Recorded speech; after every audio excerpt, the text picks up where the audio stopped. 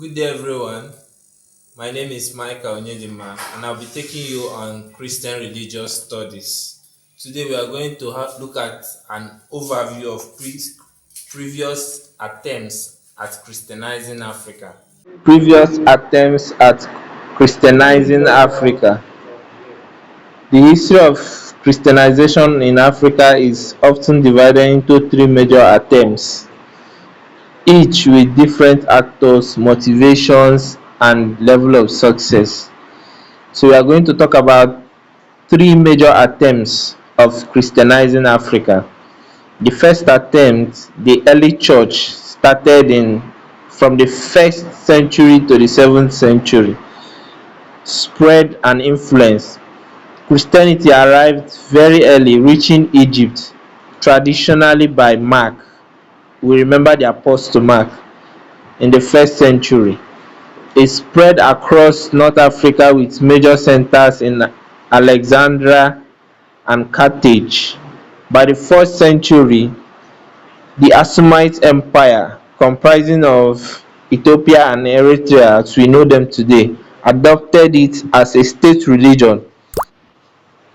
Influential early theologians like Tertullian and Augustine came from this region.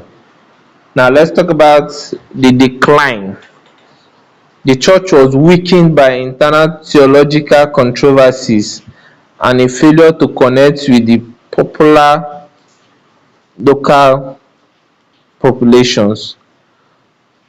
The rise and expansion of Islam from the 7th century largely overwhelmed it, though it survived in Ethiopia and among the Coptic Christians of Egypt.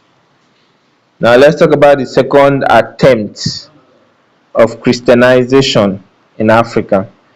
This second attempt has to do with the Portuguese era from 15th century to 18th century. Motivation and reach. This wave was driven by Portuguese explorers and priests. They established major missions along the coast of West Africa and East Africa, with notable success in the Kingdom of Congo.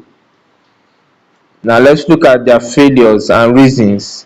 The work ultimately did not survive, often failing because it was tied to Portuguese colonial and commercial interests. It didn't establish deep roots among the people. It was largely abandoned when Portuguese focus shifted elsewhere. Now let's talk about the third attempt. The third attempt is from 19th century to 20th century. The 19th century to 20th century were missions carried out by the Ethiopians and Americans. This was the most extensive wave driven by the Ethiopians and the American missionary societies. Colonial context. The arrival of missionaries was often linked with European colonialism. While this connection provided access, it also meant Christianity was often seen as the white man's religion. Now let's look at what the African agencies did. Contrary to popular beliefs, Africans themselves were the dominant force in the spread of Christianity during this period. They worked as evangelists, teachers, and translators.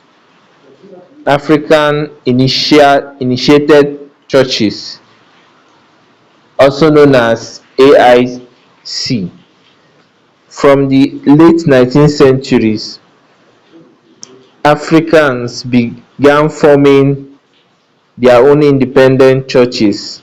These AICs broke away from the missionary commission to incorporate African cultural elements, becoming a powerful form of religion and political resistance. this is the much we can take for this class. The, all through the class, we saw that we discussed how Christianity spread in Africa. We talked about the contacts it made in Africa. We talked about its Christianity success and failures in Africa.